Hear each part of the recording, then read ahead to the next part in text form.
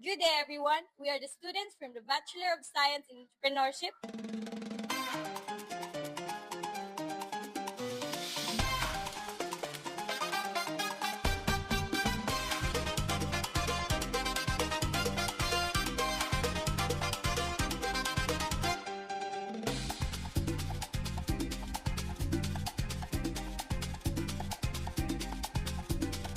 And today we are here at Steezy Gadgets for our Principles of Management activity.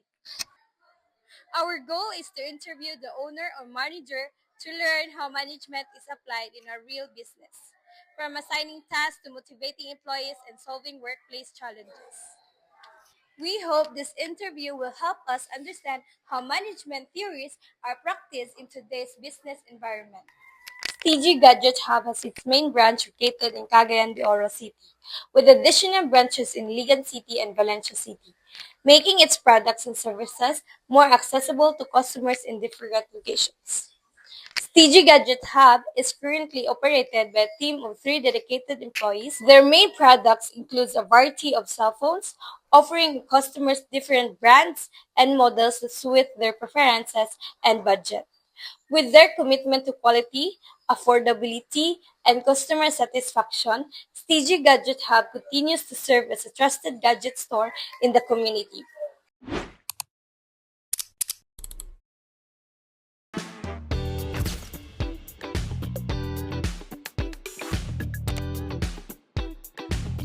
Hello ma'am, good morning, good afternoon po. So kami day ang Bachelor of Science in Entrepreneurship, then second year student from Irene B. Antonio College of Mindanao. So karon ma'am is nami prepared question para sa inyo po. Then first is how do you assign task to your employees to make work efficient? Para sa tinitingnan ko kung saan sila magaling. Kung nangyari, magaling sila sa sales, sila yung assign ko doon. Kung magaling naman sila sa inventory, doon ko naman sila i-assign. The second question, ma'am, is how do you motivate your employees and maintain good teamwork? Siyempre, ini-motivate ko sila kapag kunyari, magaling sila dun sa bagay na yun. So, pinupuri ko sila, binibigyan ko sila ng reward. So the third question is, what rules or procedures do employees follow? Procedure like kanang What rules or procedures do employees follow? sa sales nila. Ano lang, follow lang wala may rules man. Ang ano lang namo is makabenta ng marami, as good na marami silang benta, okay na yun sa amin. Fourth question is, how do you handle problems or unexpected situation in a business? As a business, so, syempre, nag-inventory kami niyan. So, if ever na low yung sales namin, so, nagpo-plan kami, nag-organize na para maging tumaas yung sales namin.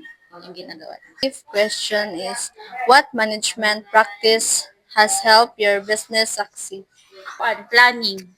Yung pag-plan dito sa business na to is, first is planning. Para ma-set ang goals ng ma-achieve namin yung sales na tumaas. Yung planning. Thank you so much ma'am. Thank you. After namo mag-interview, na-identify namo ning two management theories nga gigamit nila sa ilang business. First is human relation. Na-observe namo nga ang manager is maayo makipag-communicate sa mga employees and customer. Gina-motivate niya iyang employees to do their best. Employees are treated with respect, which helps to create positive environment. Sunod is the system thinking theory. So, na-notice namo nga ang tanan part sa business is nag-work together para ma-achieve nila ilang goals. The managers make sure that employees, customers, suppliers, and daily operation are connected and coordinate. So if naay isa ka problem na makaapekto sa business, sila tanan magkasinabot para mapadayon ang ilang business. That's all. So, based on my observations, nag-manage sa Stacey, kaya kapaninaw gid siya sa ilang employees, and then, go-work sila together. So, kana siya, big help na siya nga mag-improve ang business. This business show modern management because the owner, the manager, work closely with the team, na life plans and to adjust challenges by giving orders. Business is nagpakita siya og modern management by using teamwork, technology, and dapat sila ay open communication sa ilang mga employees to have more ideas, more knowledge to improve efficiency and customer service. Is my reflection. Nasabtan ako yung business, pinagamit sila og modern management, kay plan sila and the support sa teamwork. The management practice in this business shows the evolution from the traditional to modern approach because the manager still applies proper planning, organizing, and decision making in handling the business. Karon, importante na ang good communication. So, being open to new ideas o pag-adjust kung na changes sa business. So, through this interview, I realized that combining these management practices helps the business continues to improve and operate effectively. So nasabtan ako nga ang business nila is nagamit siya og modern management by working as a team, planning well, og solve the problem. Then kani is makatabang siya sa business para mas mo-grow pa siya o mag-run siya smoothly.